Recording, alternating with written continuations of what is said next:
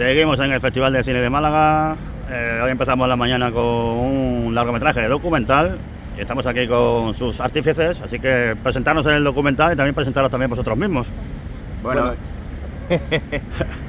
bueno, pues yo soy Joaquín Pascual, uno de los productores,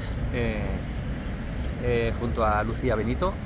Nuestra productora se llama En Buen Sitio y yo además soy también el director de fotografía de Blackwater. Y yo soy Nacho Leuza, el director y guionista y montador de la película. Y nada, la película trata sobre el cambio climático y sobre todo sobre una problemática al que nos enfrentamos como humanidad, ¿no? Que es el efecto del cambio climático y que está provocando en países en primera línea como Bangladesh las migraciones masivas más importantes de la historia, ¿no? Para el año 2050 se prevé que entre 20 y 30 millones de personas se tengan que desplazar de las zonas rurales del sur de Bangladesh, la zona de los manglares, hacia ese desplazamiento interno que es el primer paso, hacia la gran ciudad que es Dhaka, ¿no? Y Dhaka es una mega ciudad de 26 millones de habitantes que está a punto de colapsar. Entonces, estos desplazamientos internos están generando un problema y están creando como una especie de bomba de tiempo donde empiezan a surgir preguntas, ¿no? ¿Qué va a pasar cuando la ciudad empiece a no poder recibir a tantas personas, ¿no? Y quién se va a hacer cargo de esas personas y qué es lo que va a suceder, ¿no?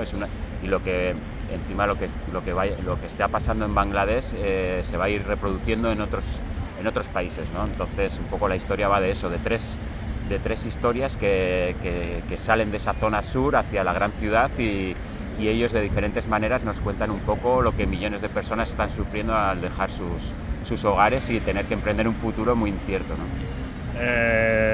El cambio climático se nota en todo el mundo, pero digamos que aquí en Europa también nos afecta, pero donde más se nota es en este tipo de países, ¿no? Claro, y Bangladesh ahora mismo es una especie de faro donde todo el mundo mira, ¿no? Cómo se están adaptando a las propias situaciones de las inundaciones, de las tormentas más frecuentes, de la erosión de la tierra, de los ciclones. Todo el mundo está mirando cómo actúa Bangladesh. Entonces, y luego Dhaka es una ciudad que se va a inundar, pero también se van a inundar ciudades como Nueva York, Londres, Estambul, Ámsterdam. Entonces todo el mundo está muy atento a lo que pasa en Bangladesh, ¿no? Entonces yo quería hacer una peli que se desarrollara en un país en vías de desarrollo, ¿no? Que la población o las comunidades más humildes son las que generan menos emisiones globales y son las que más sufren las consecuencias, ¿no? Yo siempre digo que nos enfrentamos a una especie de apartheid climático donde el rico siempre paga por evitar el sobrecalentamiento, los conflictos, y luego el resto de la población es la que más va a sufrir, ¿no? Entonces, por eso un poco está enmarcada en Bangladesh, porque está en primera línea ahora mismo de los estragos del cambio climático y porque es un país en vías de desarrollo, ¿no? y que aporta muchas menos emisiones globales que el resto de los países. En cuanto a ese faro que hablaba Nacho, donde se pueden ver reflejados otros países, esta semana precisamente National Geographic sacaba un estudio donde lamentablemente habla de que las medidas que estaban haciendo para esas posibles inundaciones futuras estaban mal hechas y por una serie de factores van a estar más aceleradas en el tiempo. Hablemos también de la fotografía del documental, que también es otra cosa por la que destaca, ¿no? Así que creo que te ves implicado ahí. ¿Cómo trabajaste en la foto del documental? Bueno, sí que es verdad que es un proyecto que nos atrajo enseguida por la fuerte carga estética que tiene, ¿no? Y sí que es algo que trabajamos Nacho y yo desde el principio. Él tenía clara la imagen que quería para Blackwater y bueno, a base de trabajar y ver y hablar muchísimo y sobre todo en el primer viaje que hicimos, ¿no? Que fue en febrero del 2023, antes de volver luego un año después en el 2024, en aquel primer viaje ya vimos está muy bien hablar sobre el papel, ¿no? En la preproducción, pero cuando ya llegamos allá y vimos la luz tan especial que tenía y la atmósfera que tenía tanto la zona rural como la gran ciudad, bueno, lo que quisimos fue potenciar un poco más esa luz, ¿no? Esa luz apocalíptica que quería Nacho.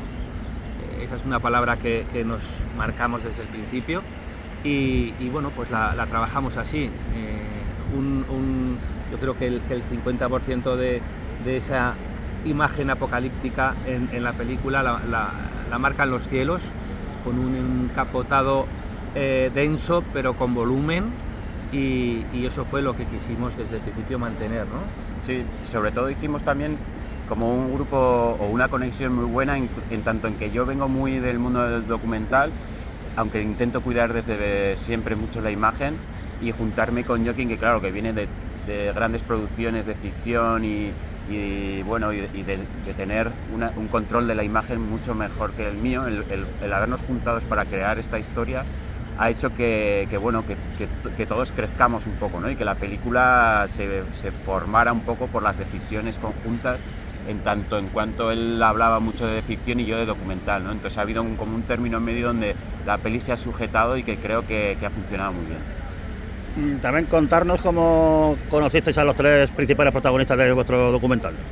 Bueno, pues a Loki, que es la protagonista, yo ya había visto a través de una ONG de BRAC, que es una ONG que actúa en Asia y en África, pero que la sede la tiene en Bangladesh. Yo había visto ya unos vídeos donde aparecía esta mujer hablando del cambio climático, de los estragos que estaba haciendo el agua, el río, sobre todo, ¿no? en sus casas, en su pueblo, ¿no? Ella vivía en uno de esos pueblos del sur que se van a quedar inundados dentro de poco. Entonces yo sí que quería que toda la historia partiera del sur, de esas zonas de los manglares, consideradas los pulmones de Bangladesh, que van a quedar inundados. Entonces ese vídeo ya hizo que nosotros viajáramos allí a su pueblo a conocerla y a empezar el casting, a realizarlo desde su casa, ¿no? Entonces entrevistamos a Loki y a otras mujeres y hombres, y nos dimos cuenta de lo especial que era Loki, porque era la única que conocía realmente lo que significa el término cambio climático. Otras personas del pueblo no saben que el río está enfermo, pero no saben qué es el cambio climático. Entonces, bueno, ya las primeras pruebas y ya en los 5 minutos sabíamos que Loki era la persona tan especial que nosotros estábamos buscando, y además luego, conforme fuimos conociéndola, vimos que tenía algo muy innato delante de la cámara, que sabía manejarse tranquilamente, sabía cuándo callar, sabía lo que queríamos. También pasamos muchísimo tiempo con ella explicándole la historia, lo que queríamos. Y yo ayer dije también, ¿no? Yo no quería extraer nada de ella, sino que quería que trabajáramos o reelaboráramos un poco su realidad juntos, ¿no? Entonces fue un trabajo de que los dos estamos en la misma sintonía, de querer contar su problemática que le estaba afectando a ella, y yo contar mi problemática que también me está afectando como ser humano. Y ahí encontramos a Loki, ¿no? Y Loki nos dio muchos regalos, muchas improvisaciones, muchos momentos de discusiones con su marido.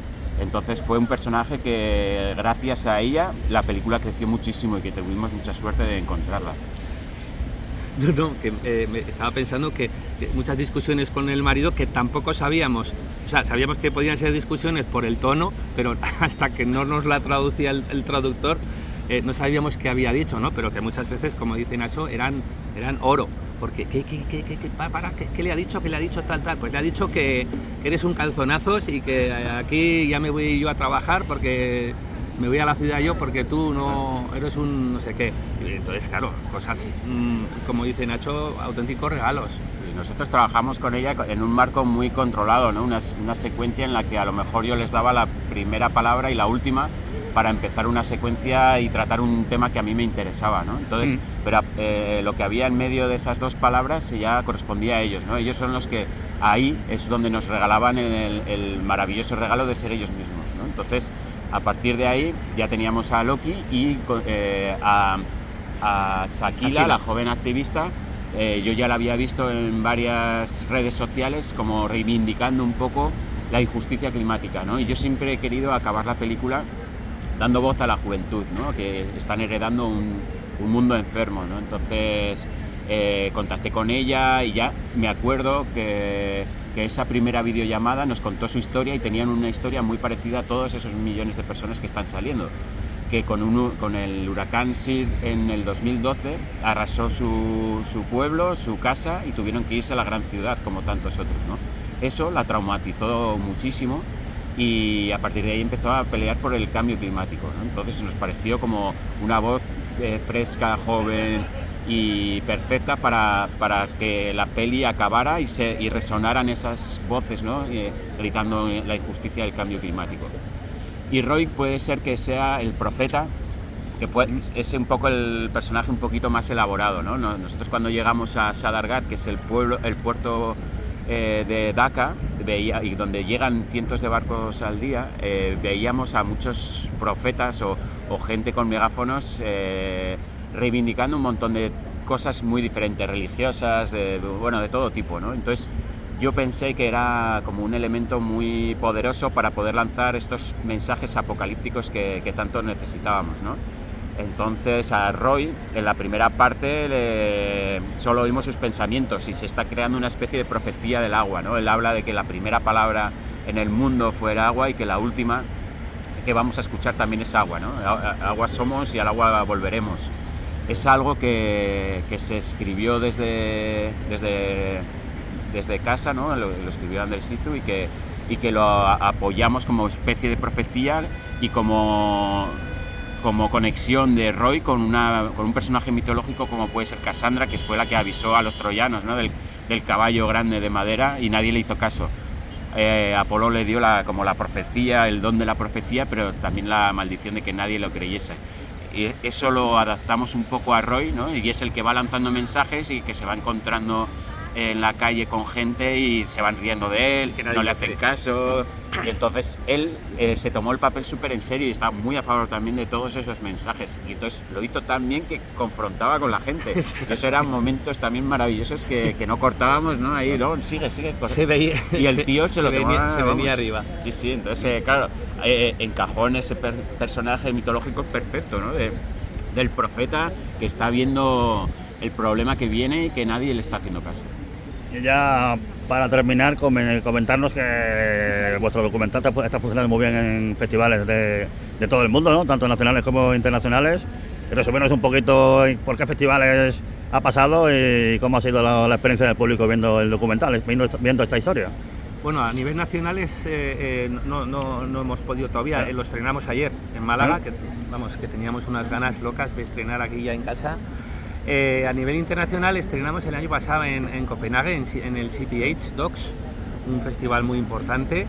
Sí que es verdad que tuvimos un poquito de parón, yo creo que por fechas de selección, ¿no? Ya teníamos 12 selecciones. No, pero sí, quiero decir que de acudir a festival sí que luego esperamos, o sea, hubo como un espacio de tiempo en el que se paró un poquito y después, pues bueno, Fipadoc. que recuerde, Fipadoc en Francia, Roma estuviste tú, ahora va a Berlín, Suiza, Montreal.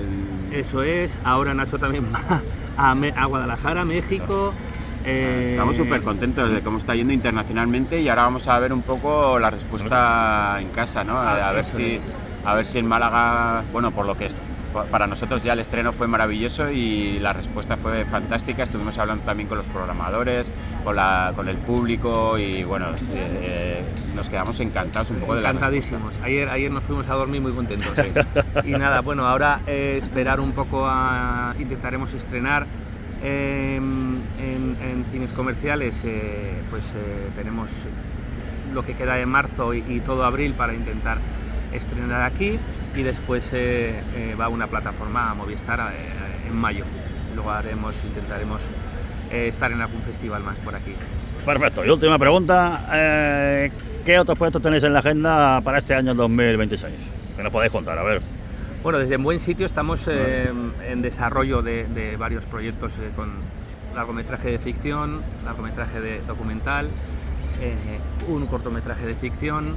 Y bueno, Nacho tiene otras cosas. Y yo acabo de regresar de Pakistán, de que va a ser mi próxima película en un desguace de barcos en Ladani, en el sur, donde bueno, pues se ve un poco como la historia de estos hombres que van desguazando barcos poco a poco y donde van muriendo estos barcos que ya no se pueden utilizar y donde parece que hay un pacto donde esos barcos también se llevan la vida de muchas personas, ¿no? Entonces por ahí va un poco mi siguiente película, que espero estrenarla en el 2027. Pues gracias por vuestro tiempo y nos vemos en los cines. Muy bien, muchas gracias.